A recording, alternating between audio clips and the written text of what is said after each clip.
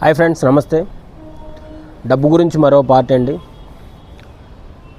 డబ్బుని ఎంత సంపాదిస్తున్నాం అనేది ముఖ్యం కాదు, డబ్బుని ఎంత నిల్వ చేస్తున్నాం అనేదే ముఖ్యం.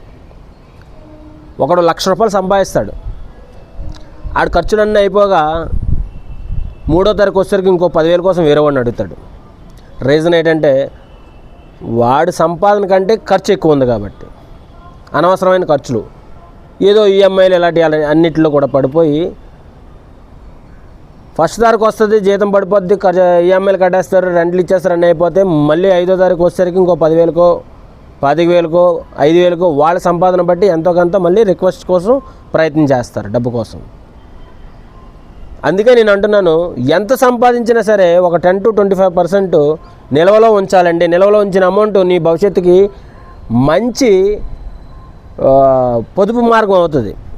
ఒక చిన్న పొదుపే రేపు పెద్ద శక్తివంతమైన అండగా, ఆర్థిక అండగా నీకు నిలబడుతుంది. ఇదిలో పెట్టుకొని డబ్బును కరండి. ప్రతి రూపాయి చాలా ఇంపార్టెంట్. రూపాయిని వదిలేస్తే ఆ అమౌంట్ నిన్ను కూడా వదిలేస్తుంది. అందుకే డబ్బుకి రెస్పెక్ట్ ఇవ్వాలి. ఖచ్చితంగా డబ్బు కోసం మనం ప్రేమగా ఉండాలి. డబ్బుని చాలా జాగ్రత్తగా చూసుకోవాలి. డబ్బుని చాలా జాగ్రత్తగా నిల్వ చేసుకోవాలి. జాగ్రత్తగా ఖర్చు పెట్టుకోవాలి. ఓకేనండి, థ్యాంక్ యూ.